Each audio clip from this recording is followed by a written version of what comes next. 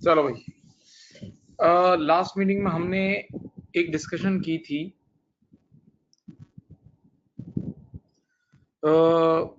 Consolidated SOCI की discussion की थी। कंसोलिडेटेड एसओसीआई की हमने लास्ट मीटिंग में डिस्कशन की थी, याद है? अब उसके क्वेश्चंस करते हैं, बल्कि सवाल एक ऐसा करेंगे जिसमें बैलेंस शीट और एसओसीआई दोनों है। बैलेंस शीट और एसओसीआई दोनों है। मैंने कहा भी था कि लास्ट मीटिंग का लेक्चर पूरा एक एक वर्ड आना चाहिए, और जो भेजा भी था आप लोगों को आनी चाहिए। अगर वो आती हैं तो इजीली चीजें कर लोगे, वरना फंसोगे, साफ बात है। ठीक है। अब स्टोरी ये है कि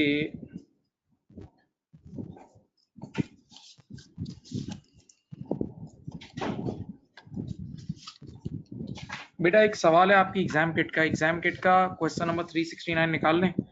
एग्जाम किट आप लोगों का होनी चाहिए हार्ड कॉपी में, मैंने कहा था होनी चाहिए।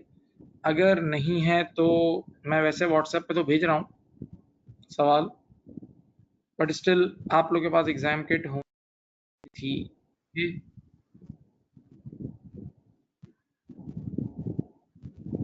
क्वेश्चन आप लोग तक पहुंच चुका है, चलो ठीक है। सुनिए, एजेंडा है, मैं चाहता हूँ यही सवाल अच्छी तरह हम कर लें, बहुत प्रॉपर तरीके से, तो आप लोग को बहुत अच्छा बेसिक्स इनकम स्टेटमेंट इंशाल्लाह समझ जाओगे आप। ठीक है। क्वेश्चन का नाम है प्रीमियर। क्वेश्चन का नाम है premiere. Okay. On 1 June x10, ये डेट देखो, ऑन 1 जून x10, सवाल स्टार्ट कर रहा हूँ भाई, रेडी है? 1 June x10, Premier acquired 80% of the equity share capital of Sanford. Parent company ने एस कंपनी का 80% शेयर खरीदा। पेरेंट कंपनी ने एस कंपनी के 80% शेयर्स खरीदे। सही है।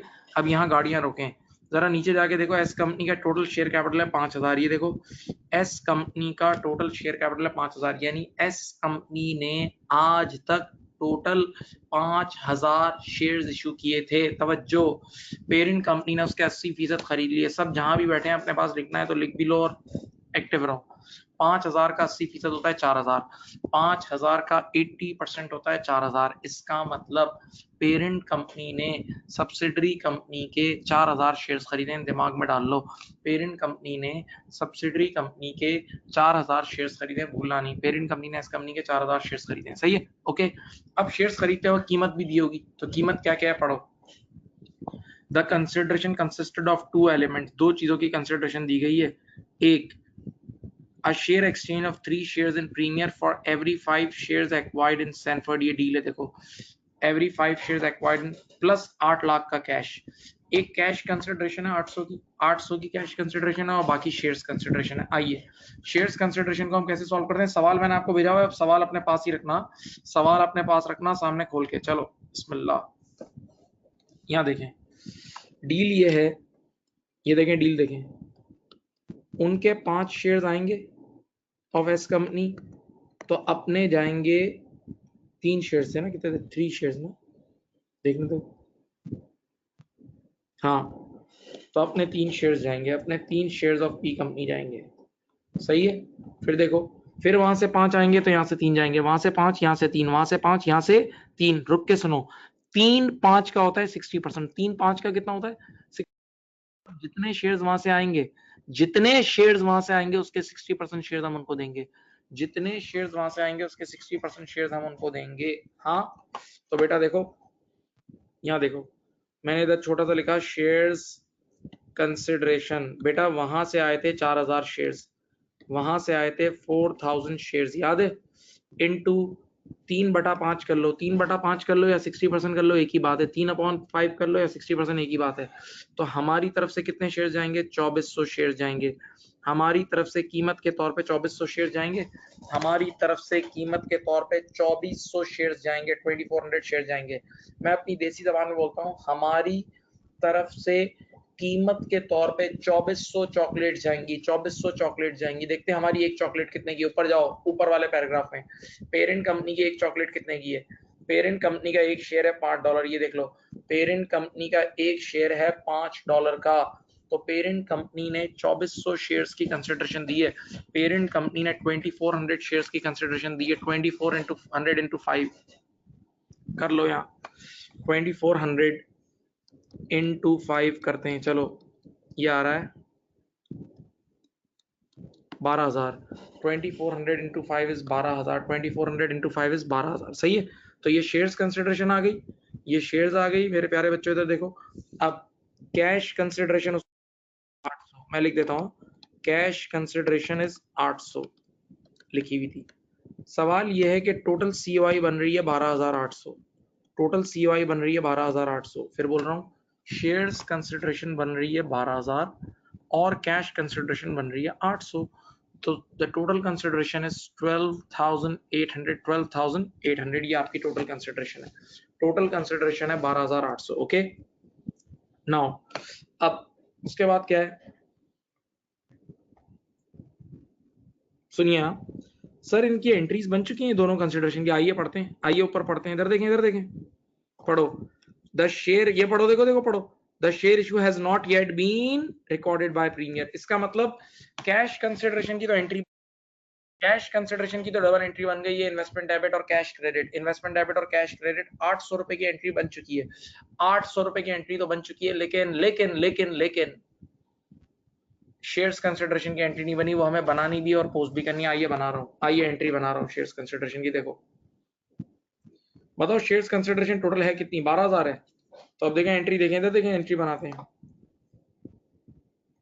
इन्वेस्टमेंट डेबिट 12,000, दुनिया की कोई भी कंपनी किसी और कंपनी के शेयर्स खरीदती है तो उसको इन्वेस्टमेंट बोलते हैं। दुनिया की कोई भी कंपनी किसी और कंपनी के शेयर्स खरीदती है तो उसको इन्वेस्टमेंट बोलते हैं। तो इन्वेस्टमेंट डेबिट 12,000, बदले में पेरेंट कंपनी ने अपने ही, ये देखो ये अपने ही 2400 शेयर इशू किए हैं, बदले में पेरेंट कंपनी ने अपने ही 2400 शेयर इशू किए हैं, 2400 शेयर इशू किए हैं। दुनिया की कोई भी कंपनी शेयर इशू करती है तो शेयर कैपिटल बढ़ता है, दुनिया की कोई भी कंपनी शेयर इशू करती है तो शेयर कैपिटल बढ़ता है, और share capital always par value से बढ़ता है। तो 2400 शेयर्स पार वैल्यू 1 है, 2400 इंटू 1 2400 आया, और बेटा जो डिफरेंस होगा वो शेयर प्रीमियम में चला जाएगा, जो डिफरेंस होगा वो शेयर प्रीमियम में चला जाएगा, जो डिफरेंस होगा वो शेयर प्रीमियम में चला जाएगा, जो डिफरेंस होगा वो शेयर प्रीमियम में चला जाएगा। ओके, सही सही। तो बेटा ये एंट्री ना उसने बनाई है ना पोस्ट की है, उसने बनाई नहीं है एंट्री, तो पोस्ट कैसे हुई होगी।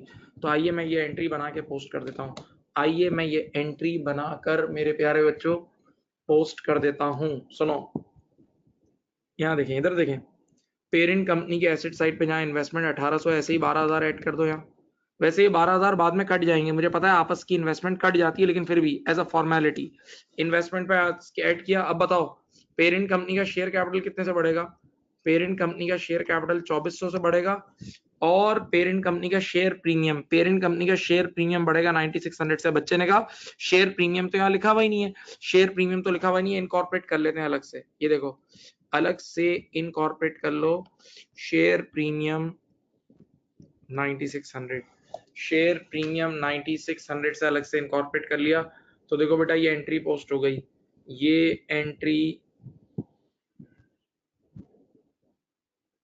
ये एंट्री पोस्ट हो गई,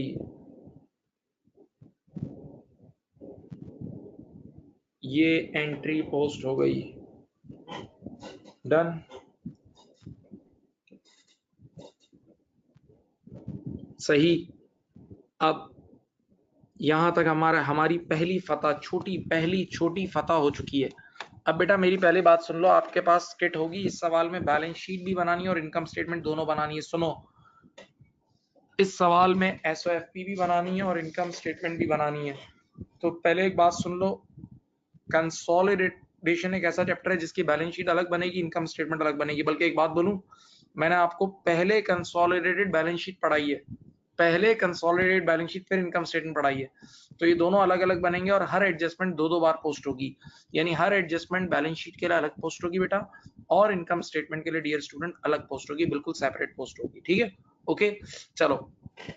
अब बैलेंस शीट के अमाल में से सबसे बड़ा अमल है गुडविल, और गुडविल निकालने के लिए वो टाइमलाइन तो बनानी है, सबसे पहले टाइमलाइन बनानी है। और इस बार ये एक ऐसा सवाल है जिसमें मिड ईयर एक्विजिशन हुई है, यानी साल के बीच में कहीं टेक ओवर हुआ है। तो अब मैं बड़ी अच्छी सी टाइमलाइन बनाता हूँ, आप लोग भी बड़ा डूब के पढ़ें, इन्वॉल्व होके पढ़ें, सही है। तो टाइमलाइन बना के आप लोगों को सिखा देता हूँ पूरी गेम। आइए चलो, बिस्मिल्लाह। ये रहा हमारा अकाउंटिंग पीरियड। अकाउंटिंग पीरियड क्या एंड हो रहा है 30 सितंबर x0, जबकि देखो क्वेश्चन सामने रखो, टेक ओवर डेट ये रही 1 जून x0। Accounting period 30 September x0 को एंड हो रहा है, जबकि टेक ओवर डेट है 1 जून x0। देखो भाई, ये देखें 30 सितंबर x0 को एंड हो रहा है, और तो स्टार्ट हो गया होगा स्टार्ट हो गया होगा बेटा, इधर देखें 1 अक्टूबर W9, सही है। और जबकि टेक ओवर डेट क्या है 1 जून x0। तो बताओ टेक ओवर डेट और ईयर एंड में कितना फासला है? जून, अगस्त, सितंबर, बस 4 महीने का फासला है। इस बार एक्विजिशन डेट में और ईयर एंड में 4 महीने का फासला है। इस बार एक्विजिशन डेट में और ईयर एंड में सिर्फ 4 मंथ्स का फासला है, सही है। तो अब मैं किस तरह देखो अपॉर्चनमेंट वगैरह करता हूँ, आप देखें यहाँ बेटा, मैंने एक रिपोर्टिंग डेट का पैकेट यहाँ बना रहा हूँ। ये देखो रिपोर्टिंग डेट नेट एसेट यहाँ बन रहा है, रिपोर्टिंग डेट नेट एसेट यहाँ बना रहा हूँ, सही है। इधर देखें, सुनना, ऑर्डिनरी शेयर कैपिटल जाके ऊपर जाके देख लो बेटा, अपने सामने क्वेश्चन रखो, एस कंपनी की बैलेंस शीट में जाओ, सब जाओ, मैं बार बार स्क्रीन मूव नहीं करूंगा। शेयर कैपिटल 5000 है, तो जब यहाँ 5000 है तो मेरे प्यारे बच्चों यहाँ भी क्या होगा, OSC 5000 होगा। ये एक्विजिशन डेट का पैकेट बन रहा है, सही है। अब जरा ऊपर जाके देखें, ऊपर जाके देखें ईयर एंड की रिटेन अर्निंग कितनी है। देखो ईयर एंड की रिटेन अर्निंग है 4.5, और इस पूरे साल का प्रॉफिट भी गिवन है। इनकम स्टेटमेंट में देखो पूरे साल का प्रॉफिट भी गिवन है, समझाता हूँ। सब लोग क्वेश्चन सामने रखें। ईयर एंड की आपके पास रिटेन्ड अर्निंग 4.5, ईयर एंड की रिटेन अर्निंग है 4.5, ईयर एंड की रिटेन अर्निंग कितनी है 4.5। और जरा सब बच्चे क्वेश्चन में जाके देखो इस पूरे साल की इनकम स्टेटमेंट को, क्वेश्चन में जाके देखो, क्वेश्चन में जाके देखो इस पूरे साल की इनकम स्टेटमेंट को, क्वेश्चन में जाके देखो इस पूरे साल की इनकम स्टेटमेंट का प्रॉफिट कितना है 3900। पूरे साल का प्रॉफिट आफ्टर टैक्स है 3900। मेरे प्यारे बच्चों कैलकुलेटर हाथ में रखो, पूरे साल का, तवज्जो, पूरे साल का प्रॉफिट आफ्टर टैक्स है 3900। तो 4 महीने पे अपॉर्शन करो, 3900 इंटू 4/12 करो, 3900 इंटू 4/12 करो, 4 डिवाइड बाई 12 करो, 1300। बेटा देखो इन 4 महीने का प्रॉफिट आ गया 1300। अब सुनो, ये 1300 का प्रॉफिट आया, आपको पता है ये प्रॉफिट इस रिटेन अर्निंग में ऐड हुआ होगा।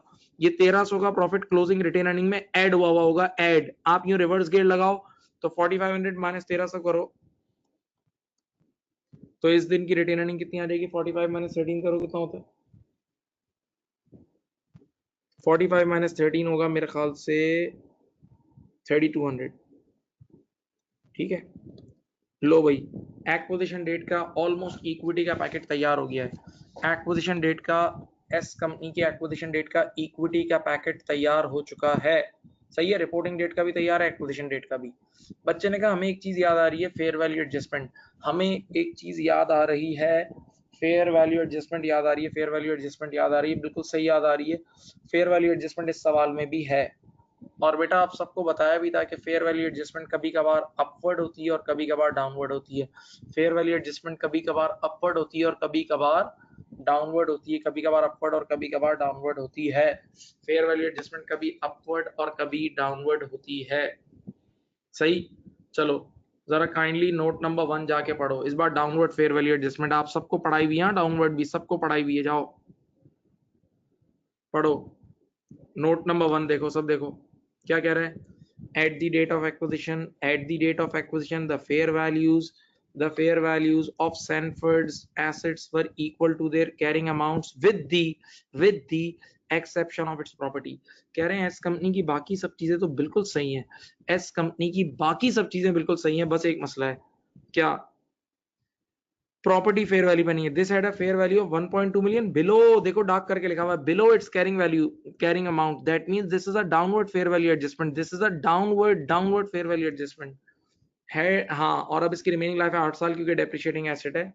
पढ़ लो, Sanford has not incorporated this in its financial statement. S company को इस फेयर वैल्यू एडजस्टमेंट के बारे में कोई जानकारी नहीं है, इसका मतलब हम लोग खुद अपने हाथों से इसको एडजस्ट करेंगे, सही है, इसकी डेप्रिसिएशन वगैरह सब। चलो बेटा आप रेडी रहे, यहाँ मैं कर रहा हूँ। ये देखो मैंने यहाँ आके यूं लिखा, देखो छोटा सा लिखा C is equal to A minus L. इधर देखो एक एंड से एसिड 1200 से कम हुआ तो दूसरे एंड से नेट एसिड भी 1200 से कम होंगे, एक एंड से एसिड 1200 से कम हुआ तो दूसरे एंड से नेट एसिड भी 1200 से कम होंगे। तो मैंने यहाँ के इस डब्बे में लिखा, देखो फेयर वैल्यू एडजस्टमेंट प्रॉपर्टी कितनी है, 1200 से कम हो गई। अब आप मुझे बताएं क्या property is a depreciating asset? Yes, property is a depreciating asset. तो ईयर एंड पर इसकी वैल्यू 1200 नहीं होगी, ईयर एंड पे इसकी वैल्यू कम हो गई होगी, डेप्रिशिएट हो गई होगी। याद है, सिखाया था पूरा। अब बताओ आप यहाँ लिखें डेप्रिसिएशन, ये देखें डेप्रिसिएशन निकलेगी 1200 डिवाइडेड बाय कितने सारे, 8 साल, रिमेनिंग लाइफ है 8 साल, 1200 डिवाइड बाय 8 साल सुकून। 1200 को जब आप डिवाइड बाय 8 इयर्स करोगे तो पूरे 1 साल की आ जाएगी। जब आप 1200 को डिवाइड बाय 8 इयर्स करोगे तो पूरे 1 साल की डेप्रिसिएशन आ जाएगी। लेकिन आपके पास मेरे प्यारे बच्चों, आपके पास हैं 4 महीने, बीच में कितने महीने, एक्विजिशन डेट और ईयर एंड के बीच में 4 महीने। तो इंटू 4/12 कर लो, बताओ कितनी आई, 1200 डिवाइड बाय 8 इंटू 4/12,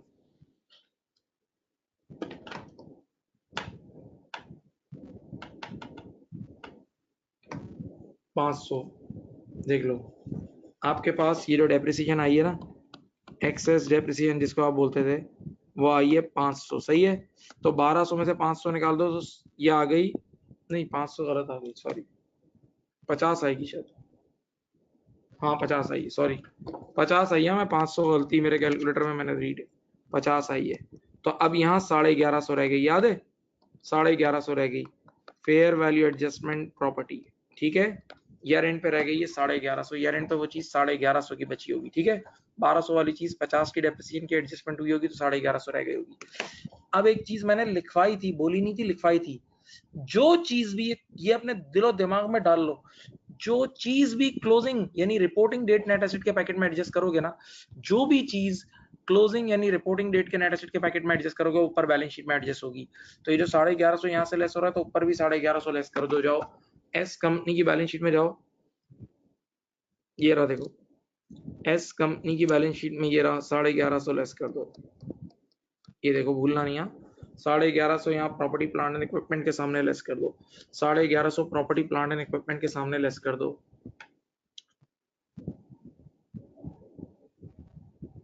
अब मेरे प्यारे बच्चों ये सवाल ना सिर्फ बैलेंस शीट का है, ये सवाल इनकम स्टेटमेंट का भी है। मेरी डायलॉग सुनो, ये सवाल ना सिर्फ बैलेंस शीट का है बल्कि ये सवाल इनकम स्टेटमेंट का भी है, ये सवाल इनकम स्टेटमेंट का भी है। मेरा डायलॉग सुनो, तो जब इनकम स्टेटमेंट का है तो बेटा इनकम स्टेटमेंट में डेप्रिसिएशन एडजस्ट होगी। मैंने लास्ट क्लास में लिखवा के नोट्स भेज दिए, समझाया भी था, लिखवाया भी था, नोट्स भी भेजे थे। सुनो मैंने यूं पढ़ाया था, अगर अपवर्ड फेयर वैल्यू एडजस्टमेंट होती, अगर ये अपवर्ड फेयर वैल्यू एडजस्टमेंट होती और उसकी एक्सेस डेप्रिसिएशन होती, अपवर्ड फेयर वैल्यू एडजस्टमेंट होती और उसकी एक्सेस डेप्रिसिएशन होती, तो इसकी excess depreciation cost of sale में ऐड होती और एनसीए की कैलकुलेशन में से लेस होनी थी। लेकिन इस बार डाउनवर्ड है तो बिल्कुल उल्टा होगा, मैंने यही बोला था तुम्हें। तो इस बार कॉस्ट ऑफ सेल से ये लेस होगी और एनसीए की वर्किंग में जाके प्रॉफिट आफ्टर टैक्स में ऐड हो जाएगी, ठीक है। ये पढ़ाया हुआ है, इसीलिए सिर्फ पढ़ाया हुआ है लास्ट क्लास में। फेयर वैल्यू एडजस्टमेंट की excess depreciation, downward fair value adjustment जाके आपको कंसोलिडेटेड एसओसीआई में कॉस्ट ऑफ सेल में भी एडजस्ट करोगे और एनसीआई में भी एडजस्ट करोगे, ओके सही।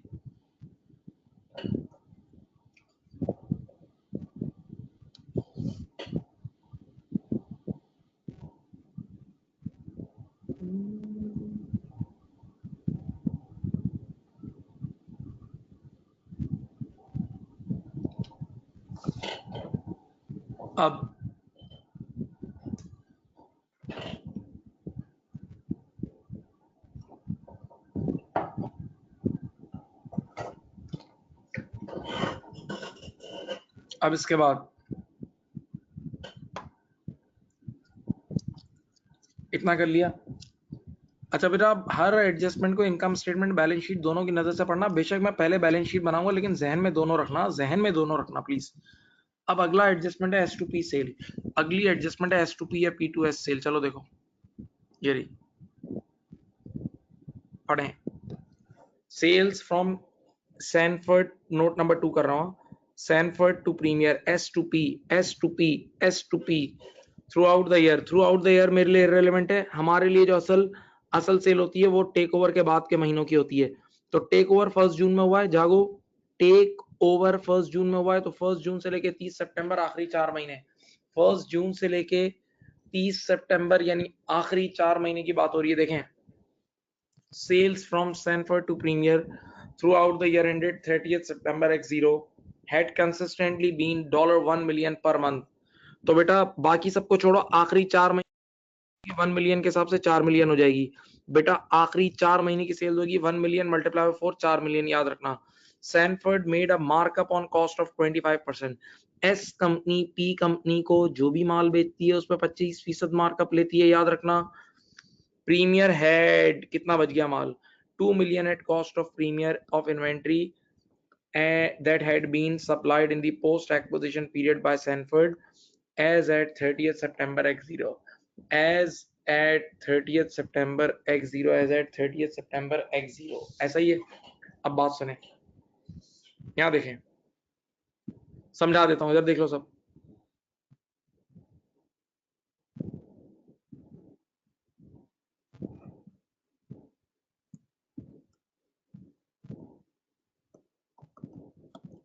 ये देखें, एस कंपनी ने पी कंपनी को गुड्स बेची है टोटल 4000 की, सेल्स की है टोटल 4000 की, सही है। इधर देखो, और मार्कअप लिया है कितना, मार्कअप लिया है 25%। मार्कअप कितना लिया, 25%। इधर देखो, पहले टोटल प्रॉफिट निकाल के देता हूँ। एससीपी लिखा, बचपन में एससीपी पढ़ा है ना भाई। सेल्स 4000 की है, इन मार्कअप कॉस्ट इज 100, ये 25 है तो ये 125 होगा। कॉस्ट 100 है, प्रॉफिट 25 है तो सेलिंग प्राइस 125 होगी। अब बताओ 4000 बराबर है 125 के, 4000 बराबर है 125 के, तो डिवाइड बाय 125 इंटू 25 करो, 4000 डिवाइड बाय 125 इंटू 25 करो, चलो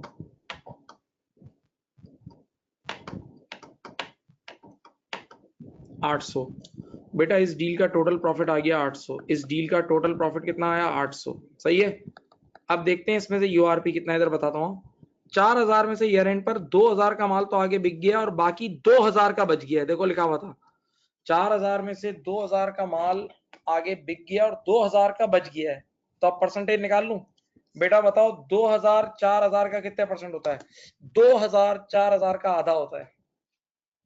2000 4000 का कितना होता है, आधा होता है। तो इसका मतलब ईयर एंड पर आधा माल नहीं बिका ना, ईयर एंड पर आधा माल नहीं बिका तो आधा प्रॉफिट अनरियलाइज होगा ना। ईयर एंड पर आधा माल नहीं बिका तो आधा प्रॉफिट अनरियलाइज होगा 50%। तो बेटा इसका आप 50% ले लो, ये आपके पास आ गया 400 रुपए का यूआरपी, 400 रुपए का यूआरपी आ गया, खत्म। ये आ गया आपके पास 400 रुपए का यूआरपी। अब मैं आपको बैलेंस शीट और इनकम स्टेटमेंट दोनों के लिए बता रहा हूँ।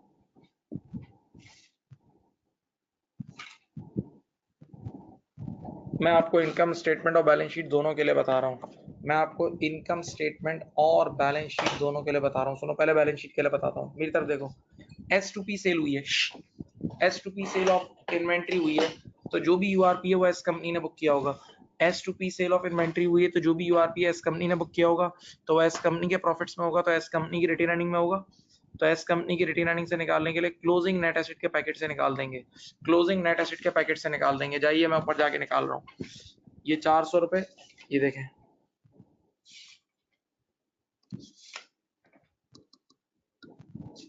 यहां से लेस कर दिया, हाँ। और जिस चीज को भी क्लोजिंग नेट एसेट के पैकेट से लेस करोगे तो ऊपर से भी लेस करोगे। तो बैलेंस शीट में याद करो ग्रुप इन्वेंटरी को भी कम करते थे, बैलेंस शीट में याद करो ग्रुप इन्वेंटरी को भी कम करते थे। इस बार इन्वेंटरी अलग से गिवन नहीं है तो करंट एसेट को कम कर दो, इन्वेंटरी अलग से गिवन नहीं है तो करंट एसेट को कम कर दो, इन्वेंटरी अलग से गिवन नहीं है तो करंट एसेट को कम कर दो, सही। ये आपकी बैलेंस शीट की पोस्टिंग तो हो गई। S2P सेल की बैलेंस शीट की पोस्टिंग तो आपने कर दी, S2P सेल की बैलेंस शीट की पोस्टिंग आपने कर दी, हाँ। अब सवाल ये है कि इनकम स्टेटमेंट में क्या होगा, लास्ट क्लास इनकम स्टेटमेंट में क्या होगा। S2P सेल के 3 steps of inventory, S2 S2P sale of inventory के 3 स्टेप्स होते हैं। एस इन्वेंटरी के इनकम स्टेटमेंट में 3 कदम होते हैं, 3 कदम होते हैं, 3 कदम होते हैं। कदम नंबर 1, कदम नंबर 1, कदम नंबर 1 सामने देखें। कदम नंबर 1, जितने अमाउंट की सेल्स है इनके बीच में हुई है, देखो 4000 की सेल्स हुई है, इनके बीच में 4000 की सेल्स हुई है, जितने अमाउंट की सेल्स इनके बीच में हुई है वो कंसोलिडेटेड सेल्स से भी निकाल देना और कॉस्ट ऑफ सेल्स से भी निकाल देना। याद है कुछ दिन सिखाया था। अमाउंट की आपस में सेल्स हुई है वो सेल्स में से भी निकाल देना और कॉस्ट ऑफ सेल में से भी निकाल देना, नंबर 1। नंबर 2, जो यूआरपी होगा वो कंसोलिडेटेड कॉस्ट ऑफ सेल में ऐड हो जाएगा। और नंबर 3, जब S2P सेल हुई है तो एस कंपनी के प्रॉफिट्स में यूआरपी शामिल होगा, तो एनसीआई को भी तो सही करेंगे। तो जब इनकम स्टेटमेंट का एनसीआई निकाल रहे होंगे, जब इनकम स्टेटमेंट का एनसीआई निकाल रहे होंगे तो एस कंपनी के प्रॉफिट आफ्टर टैक्स में से ये यूआरपी लेस करेंगे और फिर परसेंटेज अप्लाई करेंगे। एस कंपनी के प्रॉफिट आफ्टर टैक्स में से ये यूआरपी लेस करेंगे और फिर परसेंटेज अप्लाई करेंगे। ओके,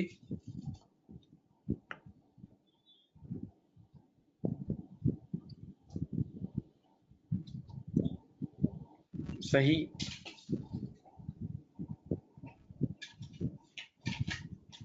फरमाइए।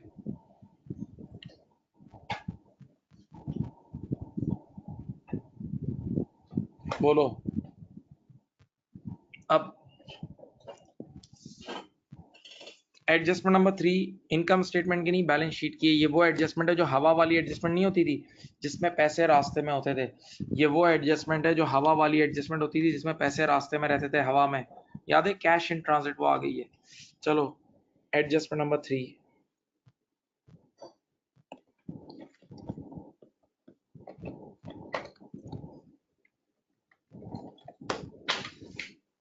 एडजस्टमेंट नंबर 3, चलो आओ पढ़ते हैं। इसका बैलेंस शीट से लिंक है सिर्फ। चलो प्रीमियर, बेटा पढ़े सब देखें यहाँ। ये पहले एक बार पढ़ाई भी यहाँ 2-3 बार पढ़ाई है।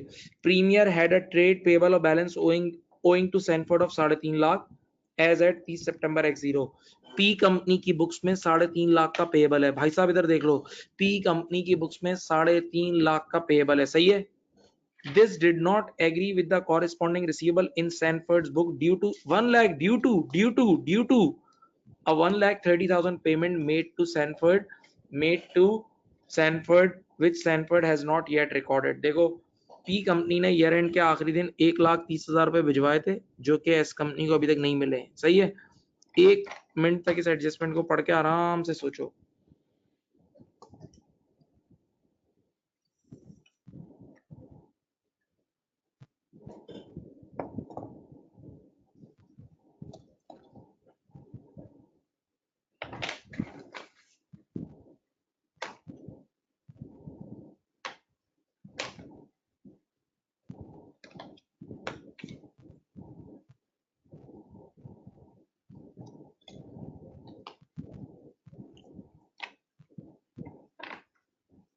सही। अब चलो मैं इसकी कहानी आपके सामने पूरी कहानी कुक करके सुनाता हूं। आ जाओ।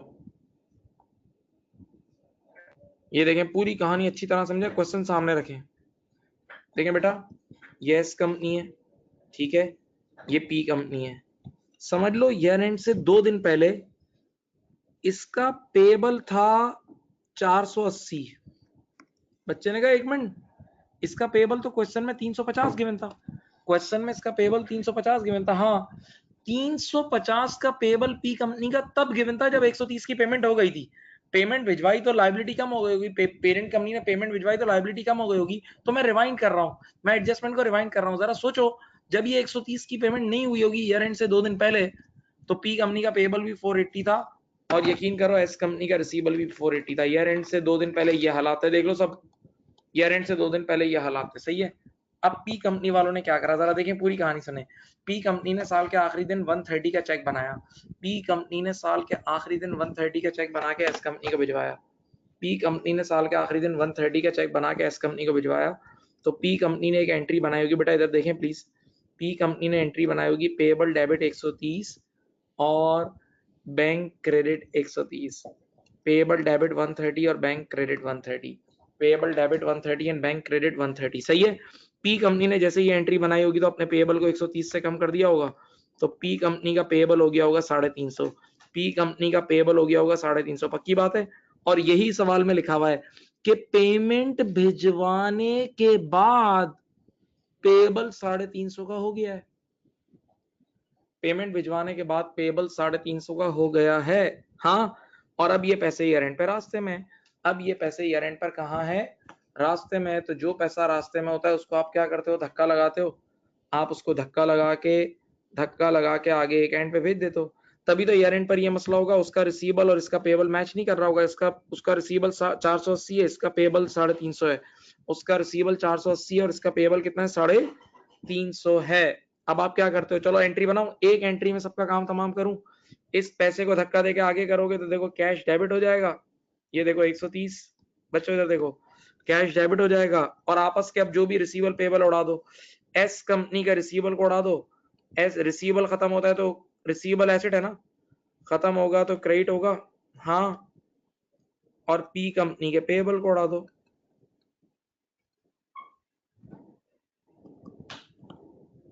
सही है, ये रहा बस। जिस इंसान ने ये एंट्री बना ली, मैं 1 मिनट खामोश हूँ, जिस इंसान ने ये एंट्री बना के पोस्ट कर दी पूरा काम हो जाएगा। जिस इंसान ने ये एंट्री बना के पोस्ट कर दी पूरा काम हो जाएगा।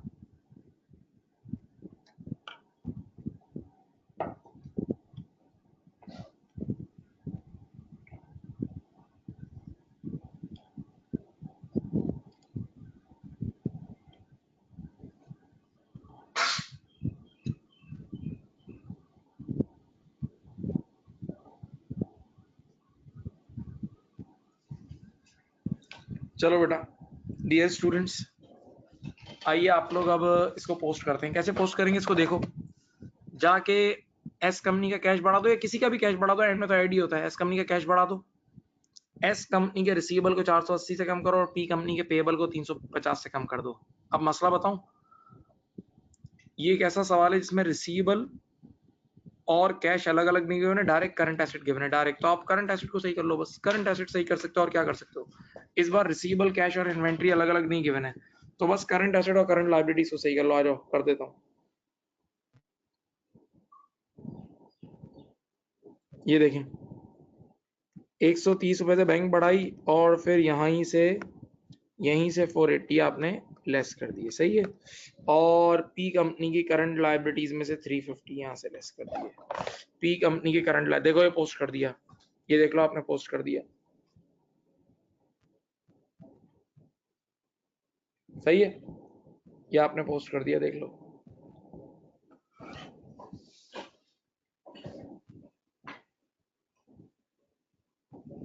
अब नेक्स्ट एडजस्टमेंट, आखिरी adjustment, last adjustment, adjustment number 4। अच्छा बेटा जरा सुनो, इस एडजस्टमेंट को डायरेक्ट मत देखें, पहले एक बात सुने बेटा। जिस तरह पेरेंट कंपनी, मेरी तरफ देखें, जिस तरह पेरेंट कंपनी सब्सिडरी के शेयर्स खरीदती है, पेरेंट कंपनी सब्सिडरी के शेयर्स खरीदती है, तो ये तो कंट्रोल का रिश्ता होता है ना आपस का। इसी तरह पेरेंट कंपनी आजाद है। पेरेंट कंपनी ने एक ही वक्त में सब्सिडरी के शेयर्स भी खरीदे हुए और पेरेंट कंपनी ने एक ही वक्त में स्टॉक मार्केट में भी इन्वेस्टमेंट की, बाजार में इन्वेस्ट कर सकती है। तो अगर पेरेंट कंपनी स्टॉक मार्केट में इन्वेस्ट करती है, किसी भी कंपनी के छोटे मोटे शेयर्स खरीदती है, तो वो कंट्रोल थोड़ी होता है, तो उस पर IFRS 9 लगता है। IFRS 9 याद है, और IFRS 9 में आप लोगों ने पढ़ा था कि अगर आप इक्विटी मार्केट में इन्वेस्टमेंट करें, IFRS 9 में आपने पढ़ा था कि अगर आप इक्विटी मार्केट में इन्वेस्ट करें तो या तो उसे फेयर वैल्यू थ्रू P&L पे रिकॉर्ड करेंगे या फेयर वैल्यू थ्रू OCI। बेटा इक्विटी मार्केट के अगर आप शेयर्स खरीदने जाते हैं मार्केट से, तो या तो फेयर वैल्यू थ्रू P&L होता है या फेयर वैल्यू थ्रू OCI। तो बेटा पेरेंट कंपनी मार्केट में भी इन्वेस्टमेंट कर सकती है, पेरेंट कंपनी बाजार में स्टॉक मार्केट में इन्वेस्टमेंट कर सकती है, कोई गलत बात नहीं है, कोई गलत बात नहीं है, कर सकती है। और उस पर या तो फेयर वैल्यू थ्रू P&L लगेगा या फेयर वैल्यू थ्रू OCI लगेगा, बिल्कुल। और ये वो इन्वेस्टमेंट है जो कैंसिल नहीं होगी, ये बिल्कुल रिकॉर्ड होगी, ये एंड तक रिकॉर्ड होगी। चलो पढ़ो पढ़ो। प्रीमियर्स यानी पेरेंट कंपनी, पेरेंट कंपनी की बात हो रही है। Adjustment number 4 is related to pure parent company. Premier's investments include investment in shares, इन्होंने शेयर्स खरीदे हुए हैं, which at the date of acquisition were classified at fair value through OCI। भाई fair value through OCI category के कुछ shares खरीद सकते हैं, कोई मसला नहीं है। The investments have increased in value by 300। बेटा ड्यूरिंग द ईयर उसकी फेयर वैल्यू ऊपर चली गई, उन शेयर्स की फेयर वैल्यू ऊपर चली गई। अब सुने, द अदर, अच्छी तरह सुने, the other equity reserve relates to these investment and is based, underline करें, and is based on their value as at 30th September W9। नहीं समझे, यार ऑलरेडी जो रिवैल्यूएशन हुई है वो पिछले साल हुई थी, यानी ऑलरेडी जो ऊपर बैलेंस शीट में ये फेयर वैल्यू पे लेकर आया था वो पिछले साल की फेयर वैल्यू पे लाया था। ऑलरेडी जो ये बैलेंस शीट की फेयर वैल्यू पे लाया था ये पिछले साल की फेयर वैल्यू पे लाया था, पिछले साल की फेयर वैल्यू पे लाया था। हाँ, तो इस साल की फेयर वैल्यू पे हम खुद लेकर आएंगे। बेटा नहीं समझे, बेटा हमारे साल का नाम है 30 सितंबर एक जीरो। सोचो, हमारे साल का नाम है 30 सितंबर एक जीरो, और ये वाला जो साल इसने यहाँ लिखा हुआ है W9 लिखा हुआ है, तो पिछले साल फेयर वैल्यू पे लेकर आया था, इस साल पे फेयर वैल्यू पे हमें खुद लाना है। तो वो कह रहा है इस साल वैल्यू 300 से ऊपर गई है, इस साल वैल्यू 300 से क्या गई है, ऊपर गई है। ठीक है, चलो मैं एक एंट्री बनाता हूँ, ये देखें मैंने लिखा है, इधर देखें, इधर देखें,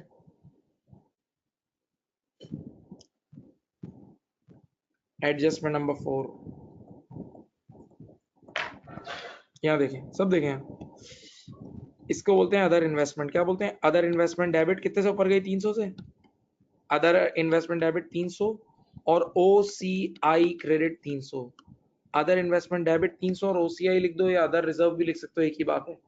अदर रिजर्व लिख दो, ये भी सही है। OCI लिख दो, अदर रिजर्व लिख दो, ये सब सही है। अदर इन्वेस्टमेंट डेबिट और OCI क्रेडिट सही है। अब मेरे प्यारे बच्चों, ये सवाल ना सिर्फ इनकम स्टेटमेंट का है, बैलेंस शीट दोनों का है। SOCI और बैलेंस शीट दोनों का सवाल है ये। तो ये जो OCI जो क्रेडिट हुई है, ये इनकम स्टेटमेंट के नीचे वाली लाइंस याद है? आप सबने फाइनल अकाउंट पढ़ा हुआ है, तो आपको पता है कि इनकम स्टेटमेंट के नीचे OCI का रास्ता होता है, तो वहां भी ये जाएगी और बैलेंस शीट को भी अल्टीमेटली हिट करेगी। सही है, चलो मैं ये पोस्ट करने जा रहा हूँ, रुक रहा हूँ एक मिनट, आप देख लें।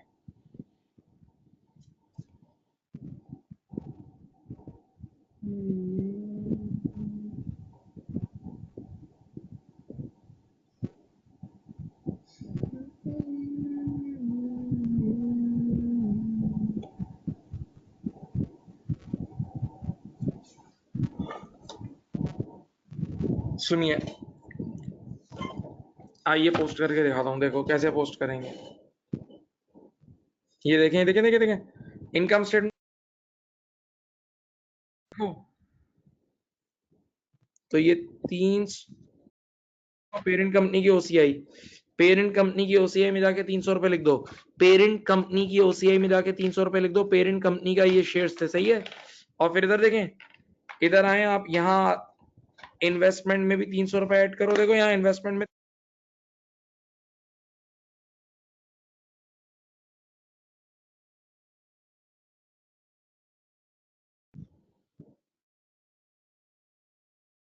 और यहाँ आप देखें, इधर इधर भी आपने अदर रिजर्व को भी 300 से बढ़ा दिया, अदर रिजर्व को भी 300 से बढ़ा दिया, क्योंकि हर वो चीज जो OCI को हिट करेगी वो फाइनली बैलेंस शीट को भी तो हिट करेगी।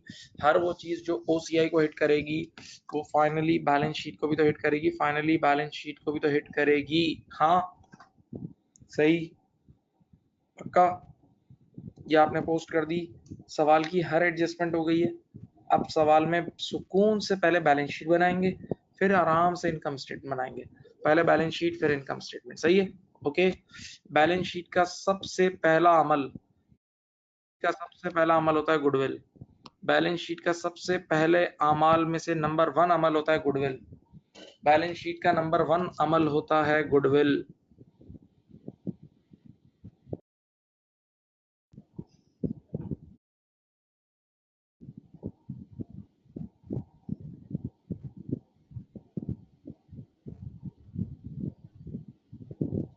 बैलेंस शीट का सबसे पहला अमल होता है गुडविल। मैंने सवाल जो आपको भेजा था ना, उसमें 1-2 लाइंस नहीं भेजी थी, वो अब भेज रहा हूँ। सवाल जो भेजा था उसमें 2 लाइंस आपको नहीं भेजी थी, वो अब भेज रहा हूँ, देख लो।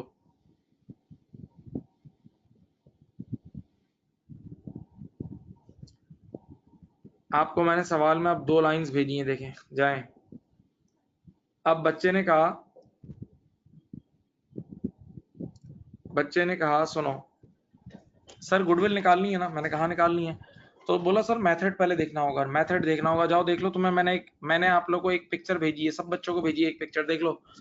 उसमें जाके देख लो, नोट नंबर 6 पढ़ो, नोट नंबर 5 पढ़ो, sorry note number 5, Premier policy. मेरी स्क्रीन पे भी नहीं है, देखो ये मैंने आपको भी भेज दिया है, पढ़ो। Premier policies to value NCI at fair value, Premier policies to value NCI at fair value. तो इसका मतलब ये फुल गुडविल मेथड है। और फुल गुडविल मेथड में NCI की फेयर वैल्यू प्लेट में रख के गिवन होती है, देखो गिवन है at the rate of acquisition deem to be 3.5 million. बेटा fair value of NCI at acquisition कितनी है? 3.5 मिलियन। अब देखो यहाँ गुडविल निकाल रहा हूँ, ये रही सीओआई, अगली लाइन में लिखा fair value of NCI at acquisition. Fair value of NCI at acquisition कितनी है? Fair value of NCI at acquisition है 3500। Fair value of NCI at acquisition is 3500। बेटा इन दोनों को ऐड करो, इन दोनों को ऐड करो, लेस करो, less fair value of net assets of S company. Fair value of net assets of S company, इसमें से लेस करना जनाब, आपके पास उसी सेकंड में गुडविल आ जाएगी, उसी सेकंड में गुडविल आ जाएगी। आइए मैं दोनों को मिलाता हूं पहले। 12800 प्लस 3500, 16300 ये बना, 16300 ये बना। हाँ, less fair value of net asset कितनी है? देखो देखो देखो, एक्विजिशन डेट का ये रहा इक्विटी का पैकेट, ये लो बच्चों 7000 है। एक्विजिशन डेट का इक्विटी का पैकेट 7000 है, नजर आ रहा है भाई? ये देखो एक्विजिशन डेट का इक्विटी का पैकेट 7000 है, देख लो।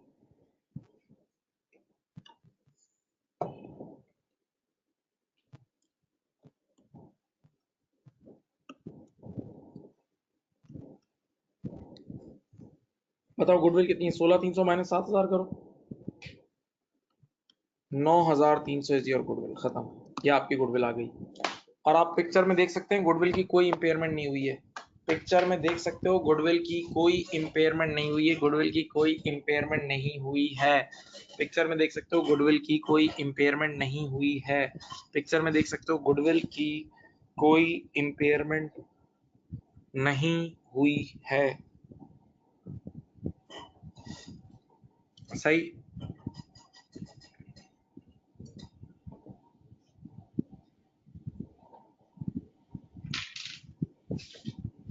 बच्चों गुडविल आ गई है।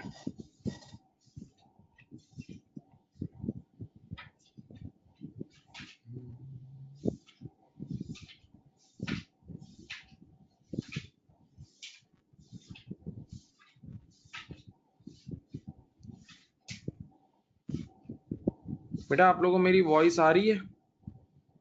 हाँ,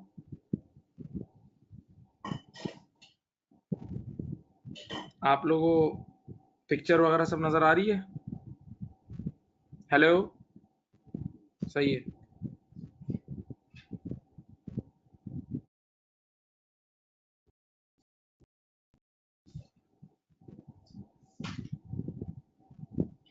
ठीक है, अब बात सुने, गुडविल आ गई। अब कंसोलिडेटेड रिजर्व और एनसीए निकालने से पहले जरा मुझे पोस्ट एक्विजिशन निकालना होगा। देखो आ जाओ, ये दोनों पैकेट्स का बताओ बेटा। ये रिपोर्टिंग डेट का नेट एसेट का सम करो सब, रिपोर्टिंग डेट का नेट एसेट का सम करो प्यारे बच्चों। चलो 5, चलो मैं करता हूँ।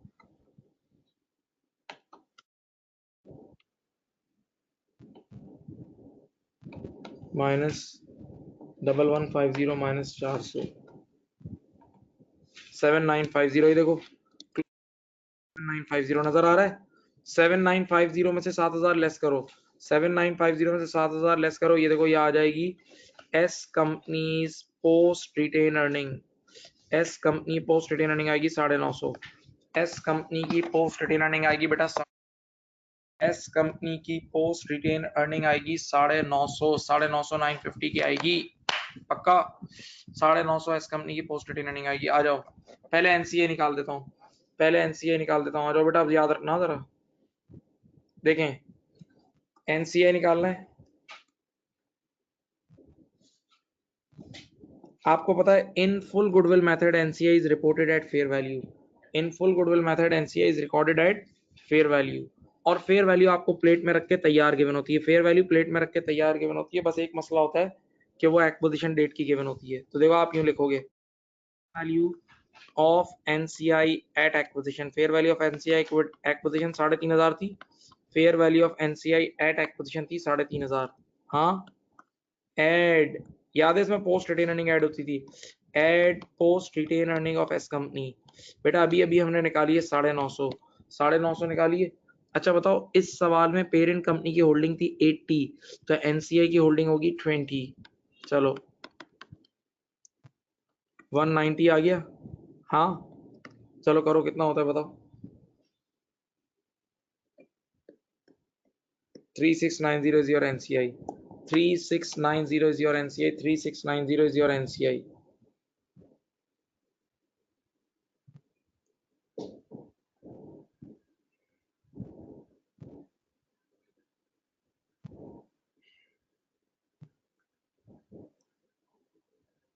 Three six nine zero is your NCI. सही है। अब कंसोलिडेटेड रिजर्व निकालते हैं। अब कंसोलिडेटेड रिजर्व निकालते हैं। देखो बेटा कंसोलिडेटेड रिजर्व क्या होता है, दोनों इदारों की रिटेन अर्निंग का मिलाप। आ जाओ, सीआर लिखा, जाओ बैलेंस शीट में जाओ, सब खुद ही जाओ बैलेंस शीट में, बैलेंस शीट भेजी भी जाओ। पेरेंट कंपनी की रिटेन अर्निंग है ईयर एंड पे 12300 की, जाओ देखो बैलेंस शीट में जाओ। पी कंपनी की रिटेन अर्निंग है ईयर एंड की 12300, यही है। और एस कंपनी की लेते हैं पोस्ट। एस कंपनी की कौन सी आती है बेटा, पोस्ट रिटेन अर्निंग। मेरे ख्याल से एस कंपनी की पोस्ट रिटेन अर्निंग थी 950, ये रही ना। 950 का 80% ले लो, 950 का 80% ले लो बस।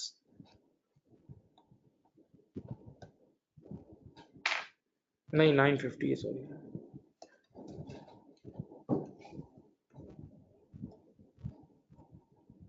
760 आ गया ये, ठीक है ओके। अब एक मिनट यहाँ रुकते हैं, सब मिलके सोचते हैं क्या कोई P2S सेल थी, नहीं थी। कुछ चीजें डायरेक्टली सीआर में गिरती है ना, कोई P2S सेल भी नहीं थी इस बार। नहीं ऐसी कोई चीज नहीं थी जो डायरेक्टली इसको ऐड करेगी, बस ये दोनों ऐड कर लो। ये दोनों चीजें प्यारे बच्चों ऐड कर लो, और कोई चीज ऐसी नहीं है, कोई अनवाइंडिंग ऑफ डिस्काउंट भी नहीं था।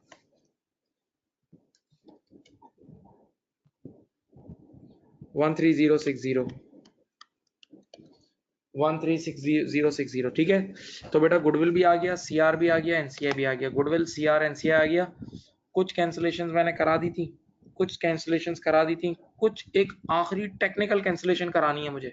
एक आखिरी टेक्निकल कैंसिलेशन, देखो इसमें बच्चे गुमराह हो जाते हैं। पेरेंट, मैं बैलेंस शीट लेकर आता हूँ आपके सामने और फिर बताता हूँ। पहले ही देख लो जो सामने बोर्ड पे लिखा हुआ है, देख लो एक नजर।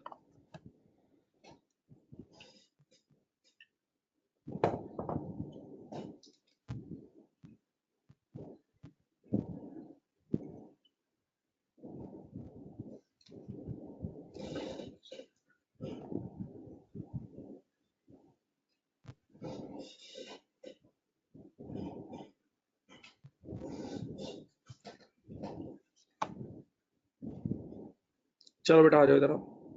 ये देखें पेरेंट कंपनी के एसेट साइड पे, देखें ये देखें देखें इन्वेस्टमेंट ऑलरेडी 1800 की नजर आ रही है। इन्वेस्टमेंट ऑलरेडी 1800 की नजर आ रही है। देखो भाई जान लगाओ, टेक्निकल बात कर रहा हूँ।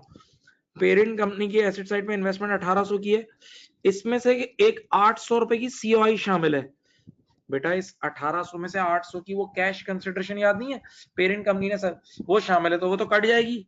और बाकी 1000 रुपए की अदर इन्वेस्टमेंट होगी। बाकी 1000 रुपए की अदर इन्वेस्टमेंट होगी, जो कि बेटा फेयर वैल्यू थ्रू ओसीआई वाली थी। और उसमें हम 300 रुपए हमने ऐड किए थे ड्यूरिंग द ईयर। तो बस ये 1000 और 300 1300 बैलेंस शीट में चले जाएगी। नहीं समझे, मैं फिर बोलता हूँ। जो मैंने अलग से लिखे हैं वो तो छोड़ दो, ऑलरेडी जो मैंने आपको पिक्चर सेंड की है उसमें पेरेंट कंपनी की एसेट साइड पे इन्वेस्टमेंट है 1800 की। पेरेंट कंपनी की एसेट साइड पे इन्वेस्टमेंट है 1800 की, पक्का। उस 1800 में से एक 800 की सीओआई शामिल है। सीओआई जो कैश कंसिडरेशन की नहीं थी, उसने बोला था, वो हमने रिकॉर्ड कर लिए। हाँ उन्होंने शेयर्स कंसिडरेशन रिकॉर्ड नहीं की थी, वो अलग से मैंने 12000 ऐड किया था, लेकिन वो कट ही जाएगा, वो 12000 भी कटेगा ही। तो ये जो 1800 में से 800 की सीओआई है वो तो मैंने काट दी। बाकी जो 1000 रुपए होंगे, देखो बाकी ये जो 1000 रुपए होंगे ये अदर इन्वेस्टमेंट के हैं, बाकी 1000 रुपए अदर इन्वेस्टमेंट के हैं, सही है। और इसमें ऐड किए थे रिवैल्यूएशन के अपवर्ड, तो 1000 और 300 1300, 1000 और 300 1300 बैलेंस शीट में चला जाएगा। 1000 और 300 1300 बैलेंस शीट में चला जाएगा, सही। हाँ जी, चलो मैं इसकी बैलेंस शीट भी बना देता हूँ। वैसे मैंने सोचा था आप लोग खुद ही बनवा लेना, लेकिन मैं बना रहा हूँ, फिर इनकम स्टेटमेंट भी बनाता हूँ। चलो बिस्मिल्लाह। आप लोग क्वेश्चन अपने सामने रखें, आप लोग क्वेश्चन अपने सामने रखें, आप हजरात क्वेश्चन अपने सामने रखें, क्वेश्चन अपने सामने रखें आप हजरात please.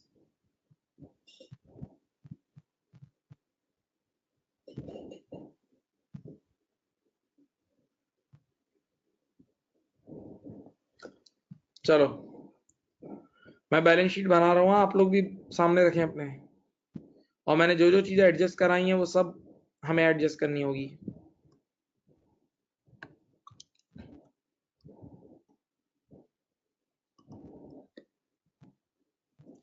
Consolidated SOFP as at 30th September X0। चलो एसेट साइड पे देखो, एसेट में सबसे पहले है प्रॉपर्टी प्लांट एंड इक्विपमेंट, नजर आ रहा है। पेरेंट का प्रॉपर्टी प्लांट एंड इक्विपमेंट है 25,500। देखो बेटा, पेरेंट का है 25,500 और सब्सिडरी का है 13,900। इसमें से 1150 की एक एडजस्टमेंट हमने लेस की थी, 1150 की एक एडजस्टमेंट लेस की थी। 25,500 प्लस 13,900 माइनस 1150, याद है 38250।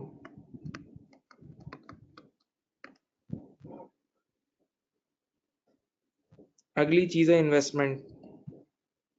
इन्वेस्टमेंट में बाकी सब कट गया था, लेकिन 1000 प्लस 300 आना था, मैंने कहा था याद है, फेयर वैल्यू थ्रू OCI 1300, ये फेयर वैल्यू थ्रू OCI। हाँ भाई, ये investment fair value through OCI वाली है।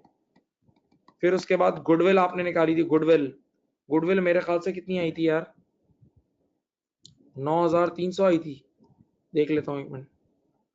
गुडविल आई थी 9300, हाँ सही आई है, ठीक है। अब उसके बाद करंट एसेट देखते हैं। करंट एसेट देखो बेटा, पेरेंट कंपनी के करंट एसेट कितने थे, 12,500, एक के थे 12,500 और उसके थे 2,400। ओके, फिर 400 रुपए का URP कटा था, हाँ, बाकी 130 रुपए ऐड किए थे और 480 रुपए लेस किए थे, 130 ऐड करके 480 लेस किए थे, अगर आपको याद हो कैंसिलेशन के। चलो करो।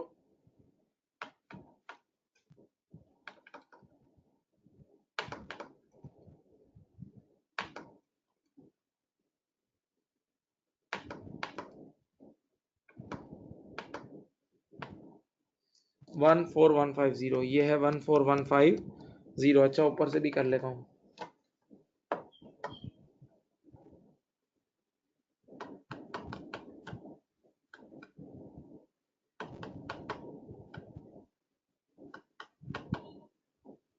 फोर 8850, ये है ऊपर वाला। चलो बेटा एसेट साइड का टोटल करते हैं अभी।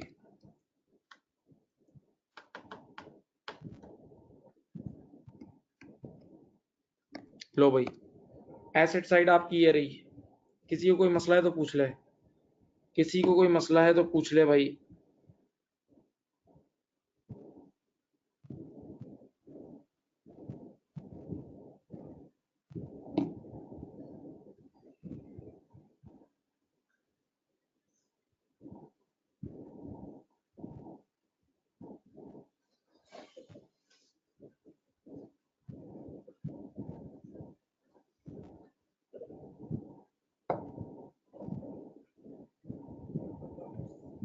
दूसरी साइड इक्विटीज एंड लाइबिलिटीज, आ जाओ बेटा। शेयर कैपिटल पेरेंट कंपनी का लेंगे, लेकिन वो एडजस्ट हुआ था, याद है।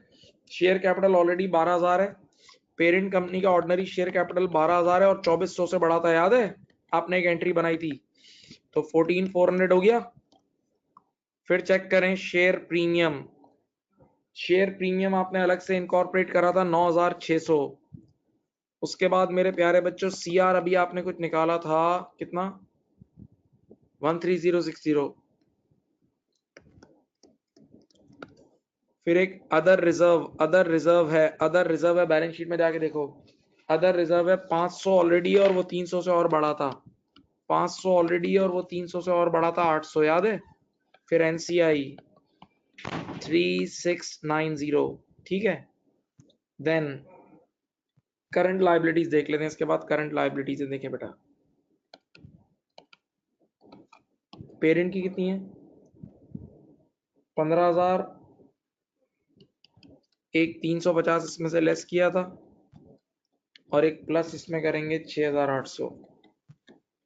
देख लेते हैं अभी।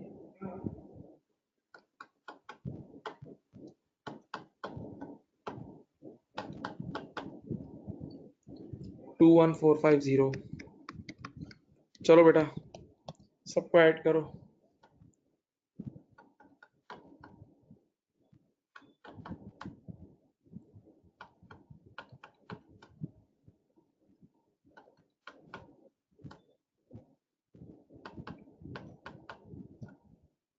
हो गया बैलेंस, बैलेंस हो गया, देख लो भाई।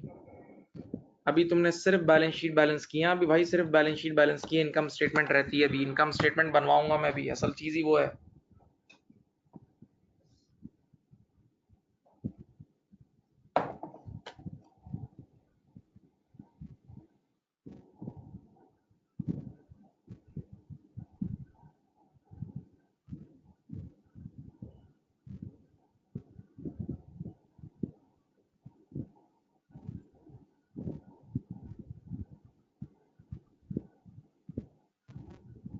बेटा बताओ, कर लिया?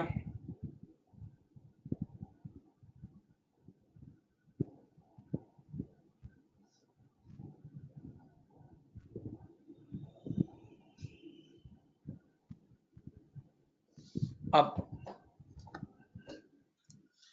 इनकम स्टेटमेंट बनानी है। मैं इनकम स्टेटमेंट जब भी कराता हूँ तो मैं बच्चों को बोलता हूँ पहले उसकी जहनी तौर पे तैयारी पकड़ो। इनकम स्टेटमेंट की पहले जहनी तौर पे तैयारी करते हैं, सही है? आपके सामने सवाल मौजूद है, सवाल आपके पास होना चाहिए। हाँ भाई, पहले बोल रहा हूँ। पहली बात तो ये, इनकम स्टेटमेंट हमेशा फॉर द ईयर बनती है। सब बच्चे यहाँ देखें, फॉर द ईयर ये था 1 अक्टूबर W9 से लेके 30 सितंबर X0, 30 सितंबर X0, सही है? इनकम स्टेटमेंट हमेशा फॉर द ईयर बनती है। अब मुझे बोलने देना बेटा, पेरेंट कंपनी तो पूरा साल से मेरी थी, मैं मालिक हूं ना, तो पेरेंट कंपनी तो पूरा साल मेरी थी, तो पेरेंट कंपनी का सारा data full full full full full full full full parent company का data, revenue, cost of sale, सब पूरी पूरी।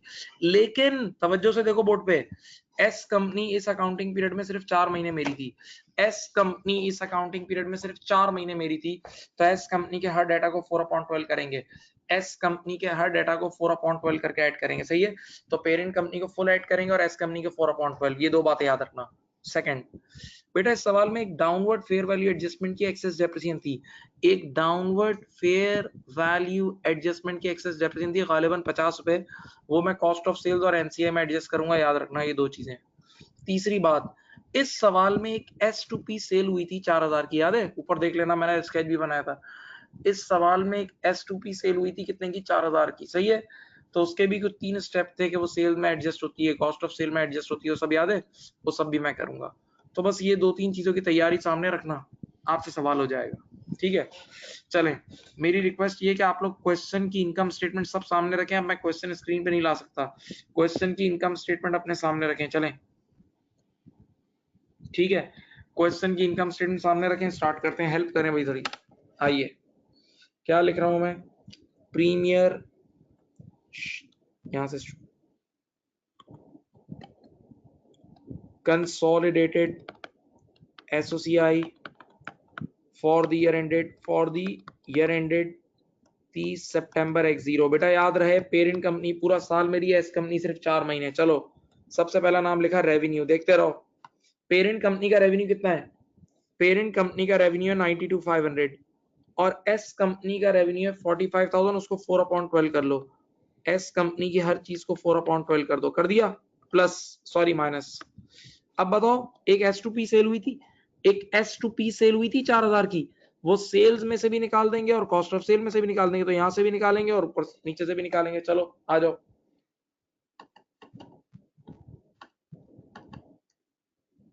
सही है? चलो 15 प्लस 92,000, आप लोग अपने तौर पे करो। 103,500, बेटा ये आ गया 103,500। ओके, सेल आ गई। अब कॉस्ट ऑफ सेल्स इधर देखो, पेरेंट कंपनी की कॉस्ट ऑफ सेल कितनी है? 70,500, 70,500 प्लस एस कंपनी की जो है 36,000, उसको करो। देखो सुनना, 4/12 ये करा। अच्छा, ऊपर सेल्स में से 4,000 लेस किया, तो नीचे से भी 4,000 लेस करेंगे, याद है? फिर यूआरपी को कॉस्ट ऑफ सेल में ऐड करते थे, यूआरपी को कॉस्ट ऑफ सेल में ऐड करते थे, याद है? और 50 रुपए की एक्सेस डेप्रिसिएशन थी डाउनवर्ड फेयर वैल्यू एडजस्टमेंट की, 50 रुपए की एक्सेस डेप्रिसिएशन थी डाउनवर्ड फेयर वैल्यू एडजस्टमेंट की, उसको कॉस्ट ऑफ सेल में से लेस करेंगे। चलो करके दो, करके दो।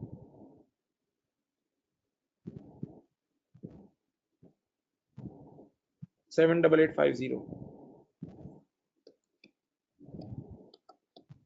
चलो डिफरेंस लें बेटा, डिफरेंस लें 24650। ठीक, अब इसके बाद अदर एक्सपेंसेस कितने हैं? अदर एक्सपेंसेस हैं मेरे प्यारे बच्चों, पेरेंट के हैं 12,000 और उसके 5100 हैं। इसके 12,000 पूरे लेंगे, उसके 5100 इंटू 4/12, 5100 इंटू 4/12, 12,000 पूरे, 5100 इंटू 4/12, बताएं।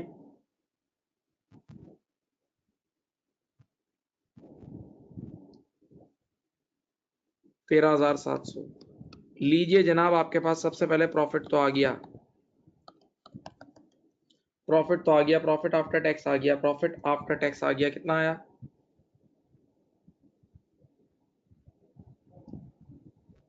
10950।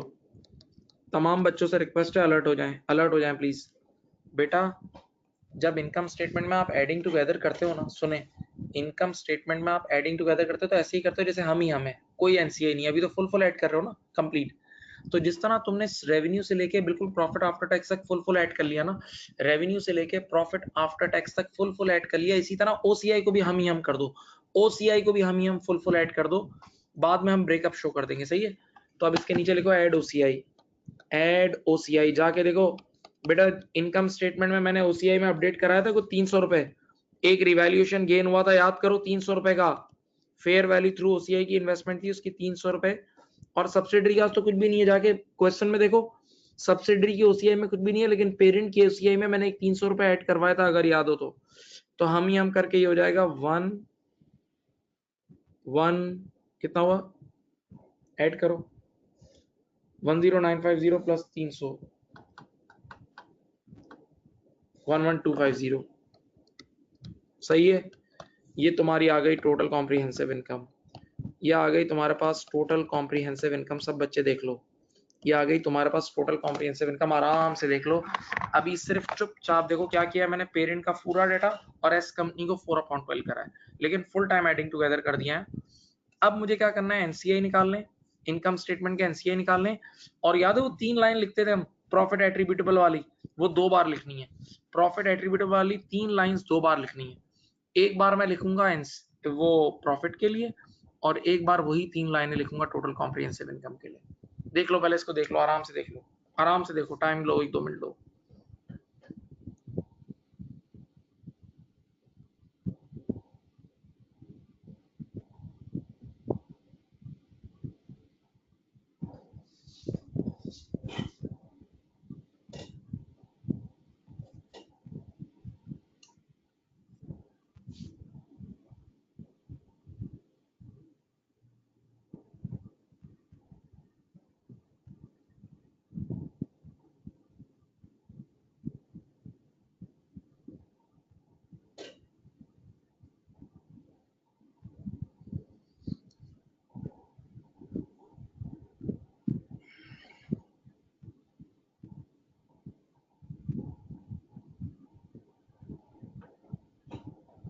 अब सुने बेटा, चुपचाप एडिंग टुगेदर कर दिया, अब एनसीआई निकालते हैं, एनसीआई निकालते हैं, जागे एनसीआई निकालते हैं इनकम स्टेटमेंट के लिए, और फिर वो 3-3 लाइंस लिखते हैं, बस फिर हमारी क्लास ऑफ हो जाएगी। सुनो मेरी तरफ देखो बेटा, कल आपको इनकम स्टेटमेंट का एनसीआई निकालना कैसे सिखाया था, एस कंपनीज का profit after tax multiply by NCI holding percentage, S companies profit after tax multiply by NCI holding percentage. अब मेरी तरफ देखो, जब income statement for the year बनती है तो उसका एनसीआई भी फॉर द ईयर निकलेगा, जब income statement for the year बनती है तो उसका एनसीआई भी फॉर द ईयर निकलेगा। तो इस फॉर द ईयर में एस कंपनी सिर्फ 4 महीने मेरे थी, इस फॉर द ईयर में एस कंपनी सिर्फ 4 महीने मेरी थी, तो एनसीआई भी 4 महीने का ही निकलेगा भाई। ओके, तो एस कंपनी के प्रॉफिट आफ्टर टैक्स को 4/12 से अपॉर्शन कर देना पहले। जाओ एस कंपनी की इंडिविजुअल इनकम स्टेटमेंट देखें, सब जाएं एस कंपनी की इंडिविजुअल इनकम स्टेटमेंट में कितना प्रॉफिट है, देखो एस कंपनी की इंडिविजुअल इनकम स्टेटमेंट में प्रॉफिट आफ्टर टैक्स है 3,900, देखो आ जाओ स्टार्ट करते हैं। मैंने यहाँ पहले लिखा एनसीआई निकाल रहा हूँ बेटा, S companies profit after tax ये 3,900 है, सब देखो यहाँ इनटू 4/12 करो, मेरे ख्याल से ये 1,300 रुपए आ जाएगा, 3,900 इंटू 4/12 1,300 रुपए आ गया। अब डायरेक्ट एनसीआई नहीं निकाल देना, पहले सुनो, कुछ चीजों की एहतियात थी जो उस दिन बताई थी। क्या कोई S2P सेल हुई है? हाँ हुई है। तो S2P सेल का यूआरपी यहां से निकालते थे, याद करो। S2P सेल का यूआरपी यहां से निकालते थे, याद है, 400 रुपए। अच्छा, सवाल, सर क्या कोई एक्सेस डेप्रिसिएशन है? हाँ है, लेकिन excess depreciation downward fair value adjustment की है, एक्सेस डेप्रिसिएशन अपवर्ड की नहीं है, डाउनवर्ड की है, तो वो यहाँ ऐड होगी। Add excess depreciation upward, sorry downward, downward FVA 50 रुपए की थी। बच्चे ने कहा इसमें एक और चीज आती थी, वो इस सवाल में नहीं है, मैं याद दिलाऊं, फुल गुडविल मेथड की इंपेयरमेंट, फुल गुडविल मेथड की इंपेयरमेंट आती थी, वो इस सवाल में नहीं है। बताओ बेटा, अभी एडजस्ट करो कितना होता है। 13 में से 950 रुपए आया, 950 का 20% ले लो, 190 रुपए। ये तुम्हारा एनसीआई आ गया फॉर प्रॉफिट, एनसीआई आ गया फॉर प्रॉफिट। बेटा देख लो, एनसीआई आ गया फॉर प्रॉफिट, अच्छी तरह देख लो, एनसीआई आ गया फॉर प्रॉफिट।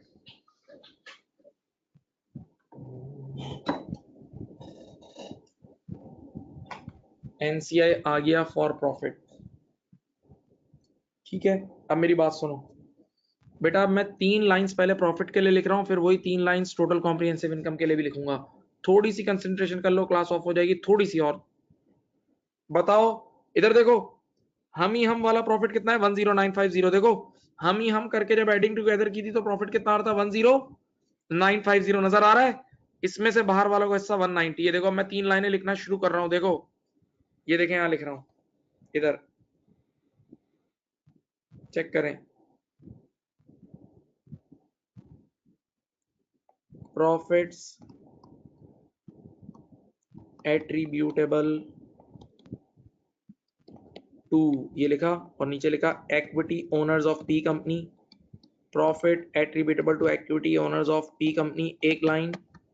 दूसरी लाइन लिखी एनसीआई, तीसरी लाइन लिखी हम वाला प्रॉफिट। देखते रहो, देखते रहो, बताएं हम वाला प्रॉफिट कितना था? 10950 था। हम वाला प्रॉफिट था 10950, बाहर वालों का हिस्सा था 190। 10950 में से 190 लेस करो तो 10760 आ गया। ये आ गया 10760, चेक कर लेते हैं।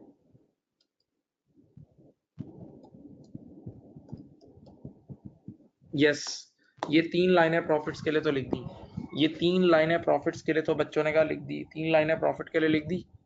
अब यही 3 लाइनें टोटल कॉम्प्रिहेंसिव इनकम के लिए भी लिखनी है, ये भी स्टैंडर्ड की रिक्वायरमेंट है। देखो अब ऐसे लिखेंगे, देखें देखें, इस तरह लिखेंगे, वो यूं लिखेंगे, देखो, total comprehensive income attributable to, देखते रहना, अभी सीख जाओगे इंशाल्लाह।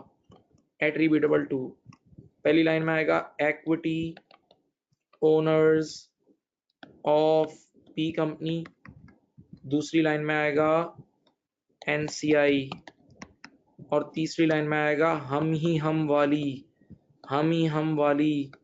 टोटल कॉम्प्रिहेंसिव इनकम, हम वाली टोटल कॉम्प्रिहेंसिव इनकम। अच्छा, एक मिनट रुको, पहले जरा हम वाली टोटल कॉम्प्रिहेंसिव इनकम देख लो, 11250 है।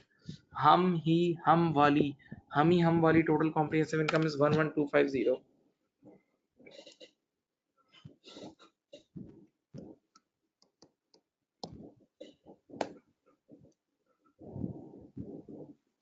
हम वाली टोटल कॉम्प्रिहेंसिव इनकम इज 11250, पक्का। अब देखें हमारा क्या स्टाइल है, हम इन 3 में ये 11250 तो गिवन है, इन दोनों में से एनसीआई हम निकाल लेंगे तो वो खुद ब खुद आ जाएगा, एनसीआई हम निकाल लेंगे वो खुद ब खुद आ जाएगा। तो अब मुझे क्या करना है, बस लास्ट वर्डिंग्स है। मुझे एनसीआई मैंने प्रॉफिट के लिए तो निकाल ली थी, एनसीआई मैंने प्रॉफिट के लिए तो निकाल ली थी, अब मुझे एनसीआई निकालनी है for total comprehensive income.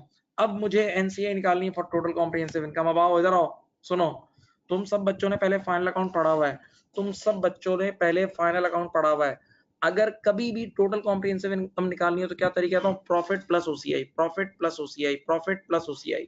Total comprehensive income कैसे निकालते हैं? Profit after tax plus OCI. तो बेटा एनसीआई प्रॉफिट की हद तक तो निकला हुआ है ना, एनसीआई प्रॉफिट की हद तक तो निकला हुआ है ना भाई, एनसीआई प्रॉफिट की हद तक तो निकला हुआ, बस अब इसमें एस कंपनी की ओसीआई का शेयर ऐड कर लो, इसमें एस कंपनी की ओसीआई का शेयर ऐड कर दो। बच्चे ने कहा एस कंपनी की ओसीआई क्यों? क्योंकि एनसीआई वालों का हिस्सा सिर्फ एस कंपनी में, एनसीआई वालों का हिस्सा सिर्फ एस कंपनी में। हाँ याद है? तो जरा एक मजे की बात, जरा जाएं एस कंपनी की इनकम स्टेटमेंट में। सब बच्चे अपने क्वेश्चन पे जाएं, पिक्चर भेजी हुई है। एस कंपनी की इनकम स्टेटमेंट के नीचे ओसीआई है ही नहीं। एस कंपनी की इनकम स्टेटमेंट के नीचे इस बार ओसीआई है ही नहीं, जीरो है, सिफर है। तो यहाँ जीरो आएगा। अब बताओ 190 प्लस जीरो कितना होता है? 190। बस ये आ गया NCI for total comprehensive income। NCI for total comprehensive income आ गई, देख लो। क्योंकि एस कंपनी के पास कोई OCI नहीं थी, तो यहाँ आ जाएगा 190। ये 190 आया। 11250 में से 190 लेस करो, 1125 लेस करो, कितना आता है?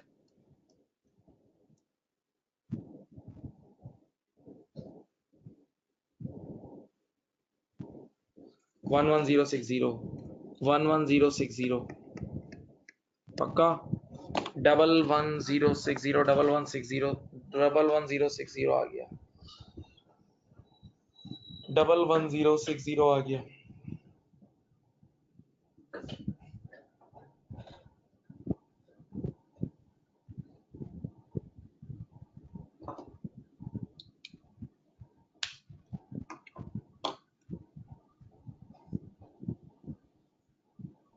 सही। अब बच्चे ने कहा हमें एक एविडेंस चाहिए, आपने काम सही कराया है गलत कराया। एक एविडेंस देता हूँ, बड़ी मजेदार एविडेंस है, बस द लास्ट 2 मिनट्स एक एविडेंस देता हूँ। यार बच्चे ने कहा इन दोनों के बीच में कोई लिंक या कोई रब्त है? इन दोनों के बीच में कोई लिंक जोड़ दे? तो हाँ जोड़ देता हूँ, बड़ा मजेदार लिंक है। क्वेश्चन सामने रखना बेटा। पेरेंट कंपनी वालों का जो प्रॉफिट का शेयर था वो 10760 था। तो बच्चे ने कहा यहाँ से यहाँ तक कोई लिंक बनता है? मैंने कहा हाँ। बताओ पेरेंट कंपनी के प्रॉफिट में वो जो पेरेंट कंपनी की ओसीआई थी, बताओ ओसीआई पेरेंट कंपनी की थी 300 रुपए थी, याद है? पेरेंट कंपनी की ओसीआई 300 रुपए पूरी पेरेंट की थी ना। पेरेंट कंपनी की जो 300 रुपए की ओसीआई थी वो पूरी पेरेंट कंपनी की थी ना। जरा 10760 में 300 ऐड करो, जरा 10760 में 300 ऐड करो, यही नंबर आ जाएगा। जाओ, प्रूव हो गया। 10760 में 300 रुपए ऐड करो तो यही आ जाएगा 11060। 11060 आ जाएगा। हाँ जी, ऐसा ही है।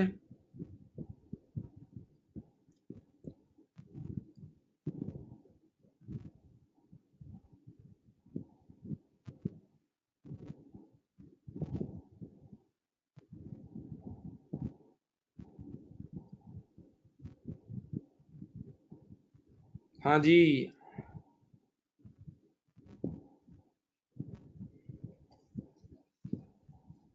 अब मेरी रिक्वेस्ट ये है कि ये सवाल हो चुका है, पहले मेरी बात सुने। मैं आप लोगों को ये सवाल सेंड कर रहा हूँ, बेटा वापस से करें सवाल। आप लोगों ने अभी 1-1.5 घंटा ट्रैवलिंग का, इतनी धूप में, गर्मी तो देखो बाहर, हीट वेव चल रही है, तो वो बचाया है ना 1.5-2 घंटे, तो वो काइंडली अब आप बैठ के इसको वापस करें, इसको रिवाइज करें। ऐसे जहन में चीजें रिटेन नहीं होंगी भाई, इंसानी जहन दिमाग में और भी 50 चीजें चल रही हैं तुम लोग के, तो इसको वापस से एक बार देखा करो। ये आदत डालो, ये मदरसों में भी होता है, हर मदरसे में होता है। पढ़ा के वापस से फिर बच्चे रिकॉल करते हैं, बैठते हैं गैदरिंग में और फिर वो रिवाइज करते हैं। इसको रिवाइज करो तो फिर रिटेंशन पावर अच्छा होगा। सही है। अब वक्त आप लोगों का कम है, अब जरा आप लोगों को यूं समझ लें, अब रोज के रोज पढ़ना है, दिन के दिन। अभी आप लोगों को मैं एक बहुत बड़ा असाइनमेंट देने का, इतना बड़ा कि क्या आपकी सोच है, यानी एक आध हफ्ते तक तो आप मोबाइल पे मैसेज भी नहीं कर सकोगे, इतना बड़ा असाइनमेंट है वो। और उसकी फिर रूहानी तरक्की फिर कैसी होगी देखना, कहां से कहां उड़ान पहुंच जाएगी। कंसोलिडेशन के मास्टर बन जाओगे इंशाल्लाह उसके बाद। ठीक है, चलो आज के लिए इतना ही रख रहे हैं। अपना ख्याल रखिए, बहुत बहुत। अल्लाह हाफिज।